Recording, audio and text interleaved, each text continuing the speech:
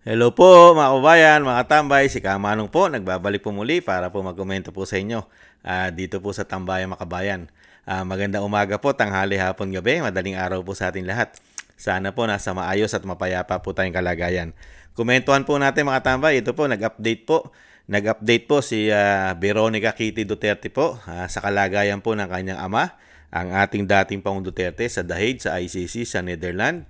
Pakinggan po natin ang si Miss Kitty mga tambay tungkol po kay dating Pangulong Duterte. Umpisahan na po natin mga kabayan. Ang buong Pilipinas para sa balita kay Tatay Dico. Kamusta po si Tatay Dico? So he's doing well. I brought him lots of snacks today, including this. He likes cheese, so I brought him. It was like a pancake or a cookie, and then this one, the Doritos, and what was the other one? The waffles, the caramel waffles. So I brought him a number of snacks today, along with a couple of beverages to choose from. I brought him Gatorade and green tea, but he then requested for Coke Zero again. So, syempre, kailangan masaya siya, so I had to give it to him. Pero I told him na it should be his last can for the day because he already had it for brunch. So, we came to an agreement, sige, last na to today. Bukas na naman. When I first arrived, I gave him a brief summary lang of the current events right now, and then we quickly shifted to family matters. And then as we were talking about family matters, the medical officer came in.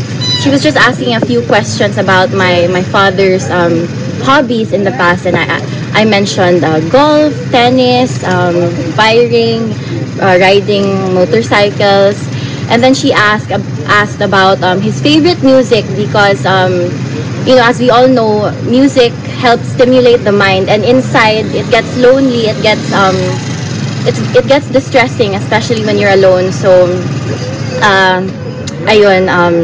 I gave her a list of his favorite artists, si Andrea Bocelli, Sarah Brightman, and all the plays we used to watch. I mentioned Les Miserables and the other one, Phantom of the Opera. Yun yung favorite niya. So I told the medical officer so that they could help him doon sa loob para he could listen to it again. And yun yung medyo ma-relax yung mind niya. Kasi syempre, kahit sino naman,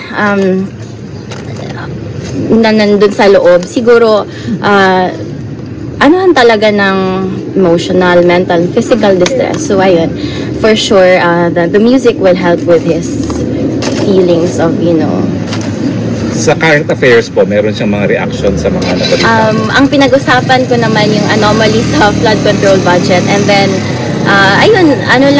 tumawa lang siya, tinanong, he asked if was this the problem nung president ako? Sabi ko, hindi. You were a good one. You were an excellent one. So, ayun. Tumawa lang siya. Then, he quickly shifted na to the family matters. He was looking for my mother again. And kasi akala niya, he thought that I'm alone here. But I said, no, my mother's just waiting there because you know the situation already. And kasi he was asking if I roam the streets alone here. I said, no, don't worry, I'm not alone. Tapos he told the medical officer na she cannot be alone because she is 16 years old. Sabi, no, I'm 21 years old na. So, ayun. Tapos, and then he shifted the topic again to my sister VP. But then he said, but my eldest girl, the vice president, she's a tough one. So she can be alone all the time. And then he mentioned my sister's encounter with the sheriff a few years back to the medical officer, and we just laughed about it. And yeah, he was talking very fondly about her. So ayun. And then again to Mira, he was asking questions. I just keep reassuring him that the family is doing okay, we're doing well, we're all healthy, and we're safe, because of course I don't want to add to his worries inside. So totoo naman, we're doing fine.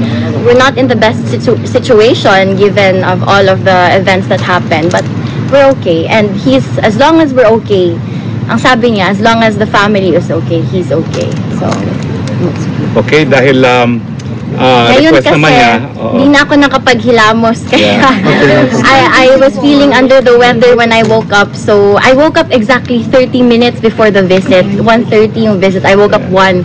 So, I just grabbed my bag, put on the coat, and then I had to leave na. So, yes. One question. Can we reserve na lang for Monday, ha? Yes, we will Oo. reserve for Monday, Oo. Yung mga sir. first-timers Sana lang, naman. pwede ba? Okay, sige. Very quickly, ganito, ha? Thank you, thank you.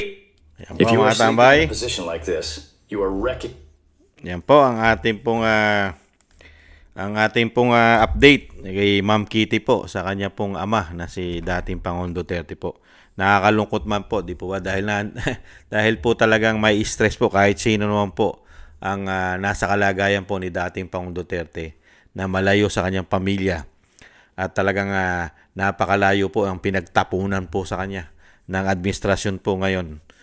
Talagang kidnapping pa ang ginawa nila. At talagang po pinagkaisahan talagang may stress ka. Kaya lang po, talagang yung pinaguhugutan naman po ni dating Pangulong Duterte ng lakas ng loob. Una-una po siyempre po ang Panginoon. At ang pangalawa siyempre po ang kanyang pamilya. Ang kanyang buong pamilya ay nahandun po yung sinasabing pinaguhugutan niya po ng lakas ng loob. At siyempre po, kahit papaano po ay sumasaya po ang dating Pangulong Duterte pag nakikita niya po ang kanyang pamilya na nasa maayos na kalagayan at kondisyon lahat.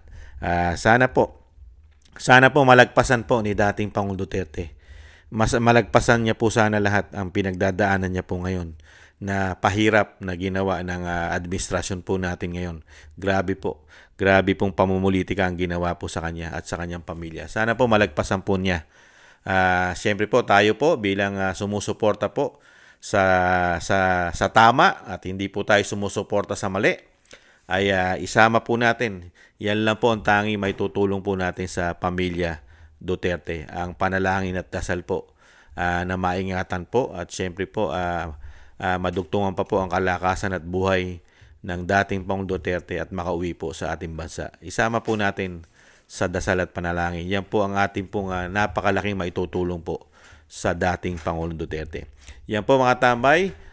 Maraming salamat po kay Ma'am Kitty. At kahit papaano po ay nabibigyan po tayo ni Ma'am Kitty at nung mga kababayan po natin na nag-upload po. Maraming salamat po sa inyo. At nabibigyan po kami ng kahit papaano ay impormasyon sa kalagayan po ni dating Pangulong Duterte. Maraming salamat po sa inyo mga kababayan. At thank you po sa kay Ma'am Kitty Veronica, kay Veronica Kitty Duterte. Thank you po. At mabuhay po kayo, Pamilya Duterte. At lalo po ang ating dating Pangulong Duterte. Palakasin po kayo at maingatan po sa kapahamakan. Muli po mga tambay, thank you po. Maraming salamat po sa nagusto po ng ating tambayan mga kabayan sa YouTube at TikTok.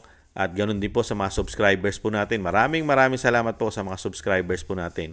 Shoutout po sa inyo lahat. At syempre po sa mga nagko-comment, like, share, and subscribe. Thank you rin po. Mabuhay po kayo.